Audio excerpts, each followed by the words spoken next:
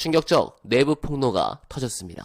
어쩌면 검찰의 김건희 수사 지시보다 이게 더 두창이는 아플 것 같습니다. 최상병 순직 사건 수사 기록을 경찰에서 회수해 재검토했던 국방부 조사본부는 당초 수사단이 8명으로 봤던 혐의 대상에서 임성근 당시 1사단장 등 6명을 빼고 대대장 2명만 혐의가 인정된다고 결론 냈습니다. 당시 이 재검토 과정에 참여한 조사본부의 한 관계자는 MBC에 자신들이 파리 목숨이라고 생각했다며 재검토 과정에서 상당한 압박감을 느꼈다고 토로했습니다. 이 전 장관 측은 군에 수사권이 없어 조사가 아닌 재검토를 지시한 것이라며 가이드라인을 준 게 아니라고 했습니다. 그런데 이건 명백한 직권남용이죠. 장관이 일반적 수사지휘권이라는 직권을 남용해 조사본부의 조사 권한을 방해한 것으로 볼 수 있는데 결국 이종석도 제대로 된 수사가 들어가면 VIP 경로로 위에서 시켜서 했다라는 부분이 나올 수밖에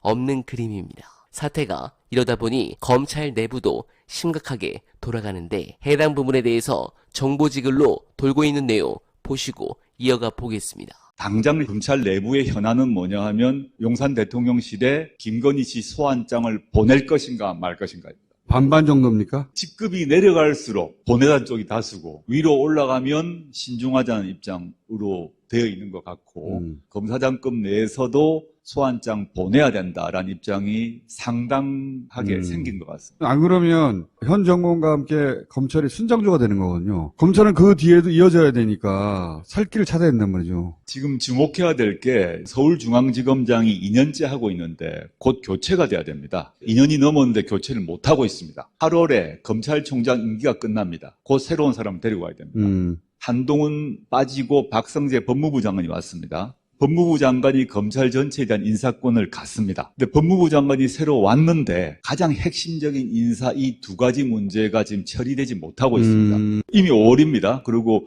인사청문회 생각하면 벌써 지금 검찰총장 후보를 검증을 이미 하고 있을 겁니다. 동시에 중요한 거는 서울중앙지검장인데 이걸 지금 해결을 못하고 있어요. 왜냐하면 김건희 건이 거기 있거든요. 그렇죠. 다음 중앙지검장이 오는데 이 사람이 어떻게 할지를 모르겠는 거죠. 용산 입장에서 너무 불안한 겁니다. 잘못 앉혔다가는 이제 앉혀놓고 뺄 수는 없어요. 제가 잘 하겠습니다 그랬다가 서울지검장 되고 왔는데 소환장 날려버리면 왜냐하면 윤석열, 한동훈 두 사람이 했던 방식으로 똑같이 되치기를 할 수 있거든요. 그러면 자기가 앉힐 그 사람이 내가 힘 떨어졌다고 민심을 잃었다고 칼질을 할지 모른다는 그 불안감이 두 사람 마음속 깊이 아주 깊이 있다고 생각합니다. 네, 조국 대표가 배출한 검찰 출신 제자들이 상당합니다. 재밌는 상황입니다. 그래서 윤석열은 법률수석실을 통해 검찰을 더 장악하려고 하는 것입니다. 냉정하게 이런 모습을 보면 윤석열은 1도 변할 생각이 없고 지금까지 난리를 친 지난 2년이 양반일 정도로 남은 3년은 더 심할 겁니다. 4.10 총선은 윤두창의 오만에 대한 심판이고 그 원인 중에